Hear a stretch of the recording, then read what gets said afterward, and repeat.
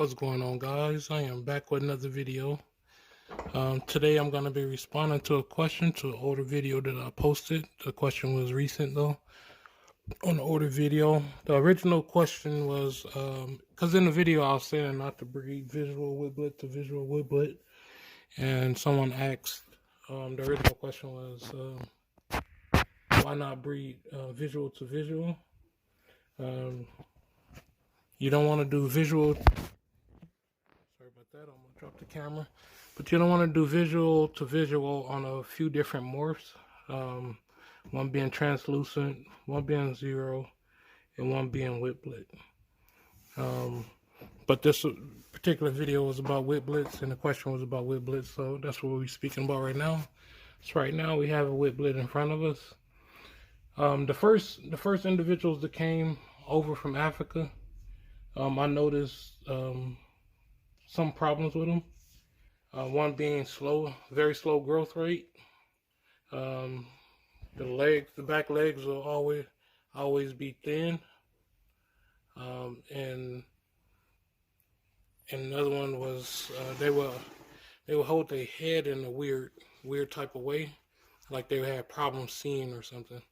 They would have their head down.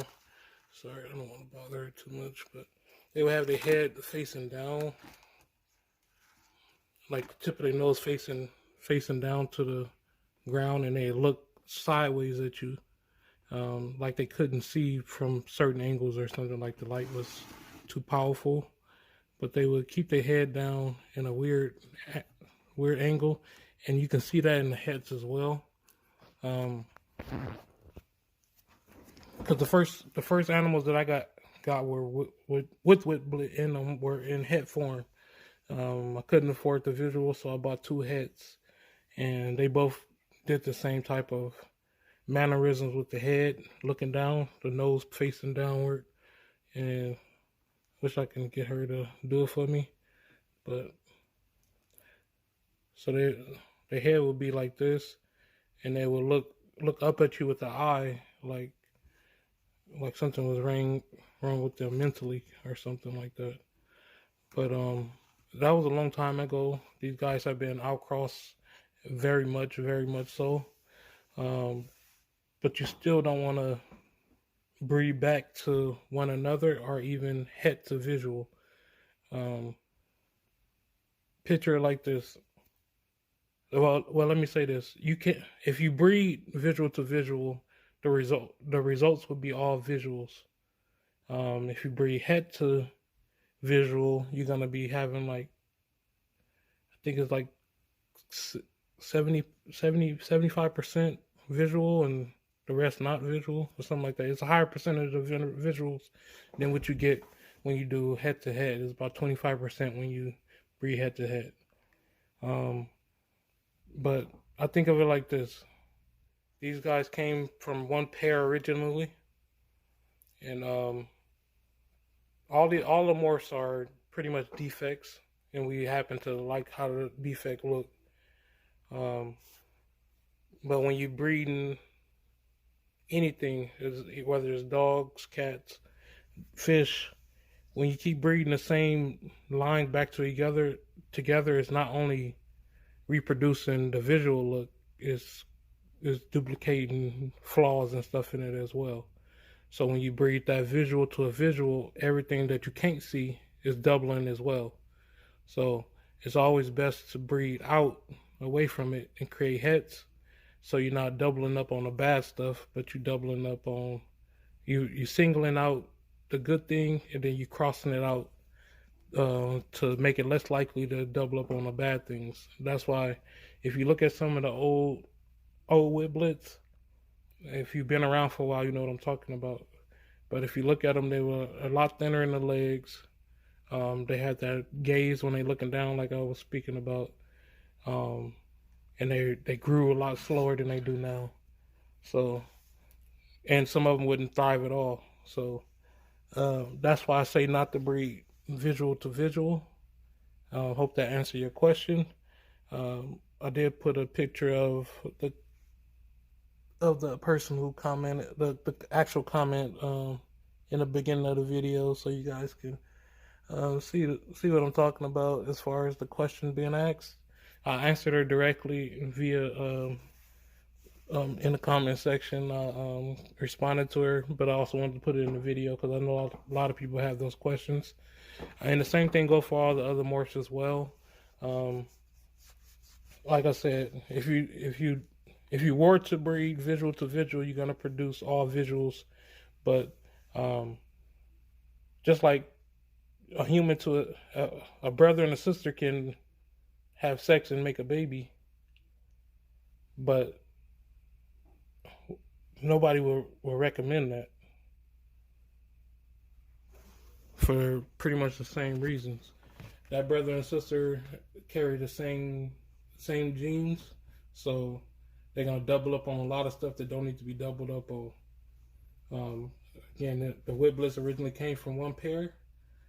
Those original babies were inbred closely to see how the gene worked.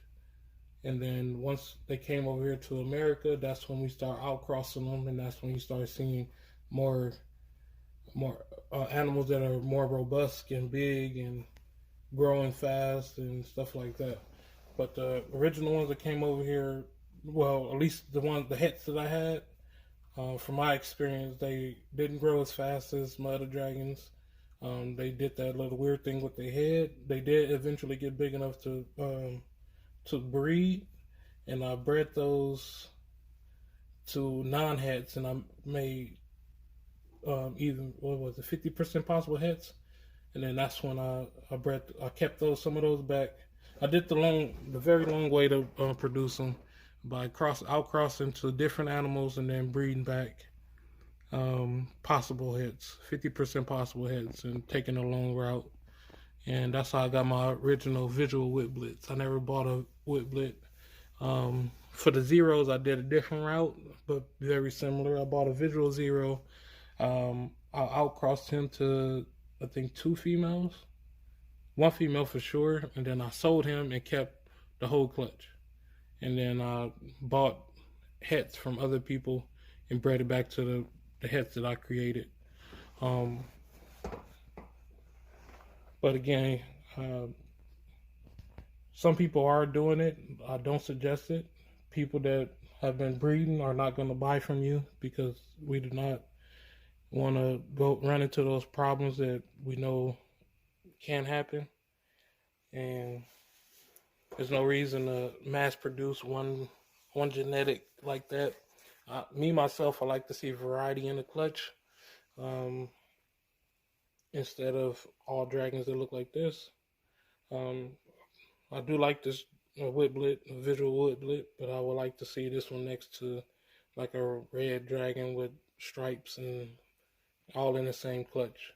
It'd be better for you in the long run because not everybody want a whiblet. Some people do, some people don't.